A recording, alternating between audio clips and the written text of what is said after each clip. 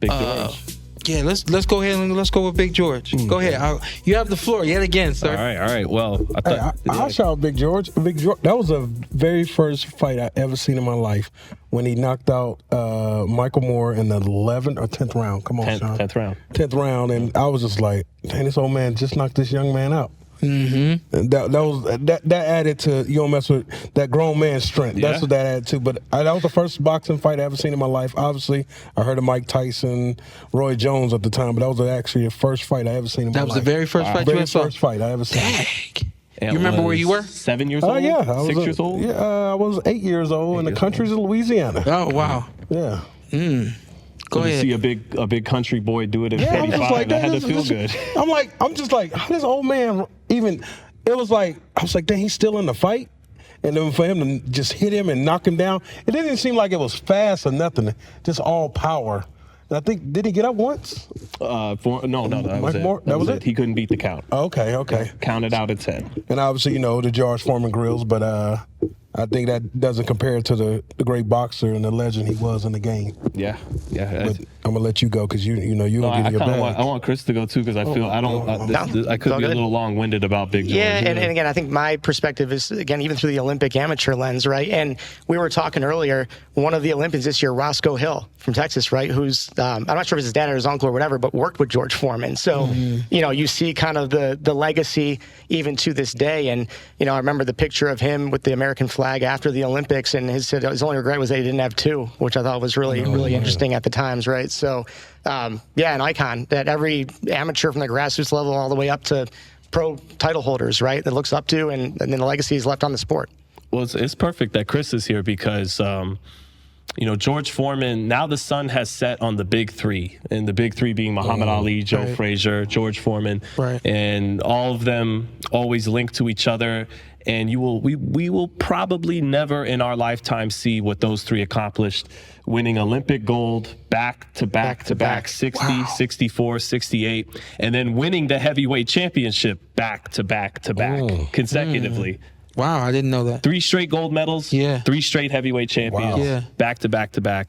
I don't think we'll ever see that again. No, that's a good point. So, good that Chris is here in timely fashion for that point. But so much to say about George. I'll try to be quick about it. But to distill it all, he had, when he knocked out Joe Frazier was coming off of beating Muhammad Ali and maybe the greatest fight in heavyweight championship history, their 15-round fight at the Garden.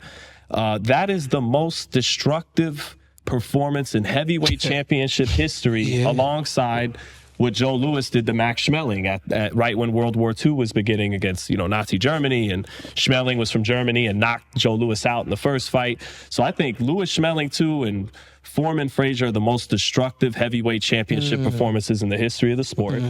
And with George Foreman dying, we lose a link we had to the old world, to the 20th century. That sparks a lot of debate. Was it really good back then, or was it not? Or maybe in some ways it was, but it wasn't. But anyways, back then when he came from a time where a gentle giant, bald man could be the face of America. Can we zoom in and give him a single? Yeah. And give him his moment. Right now. I really want that for you.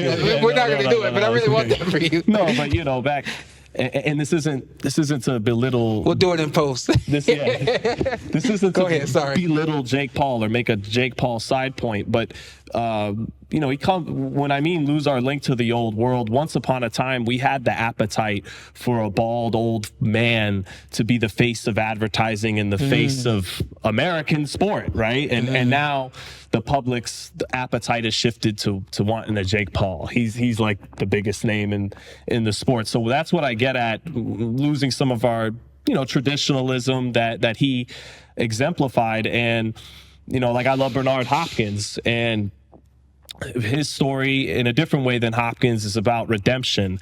And in today's sports talk, where it's about who's the GOAT and all this other drivel, basically, his story is so much bigger than boxing.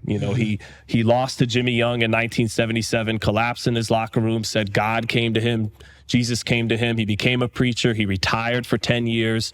And then eventually comes back and becomes heavyweight champion. That's an amazing story about redemption. He was once a man the world and the country feared so much, you wouldn't approach him for a picture, an autograph. And then 20 years later, America's inviting them into their living rooms, and he's America's sweetheart. Everybody loves him.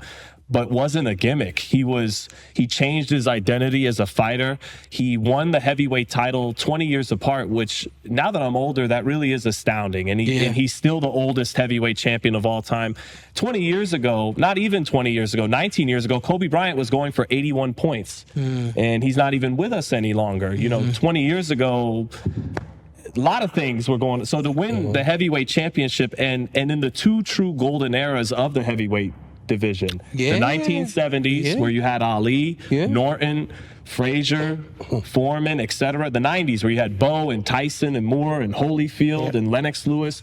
For him to win the heavyweight title in the two deepest eras of the division's history says a lot. And to change his identity as a fighter, he as a more so as a person, right? And a fighter. Well, and a fighter too. Yeah, because he and he had such a unique, when he had made his return. Just look at that walking uppercut knockout on Jerry Cooney. He had such a unique delivery system and trajectory to his punch. He would throw these booming punch downward on guys and hit you anywhere he could hit you, and he could find you, and he was accurate, and had one of the best chins in heavyweight history. I mean, Holyfield hit him with a 20-piece in the 3rd and 7th round, and he didn't go anywhere.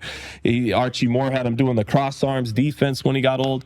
I mean, I could go on and on and on, but he was a truly special human being. The kind of, it's so special. We don't get stories like that in contemporary society. He was a beautiful man, a beautiful story, a crude style, more refined when he got older. But I mean, what more can you say? One of the greatest heavyweights that ever lived.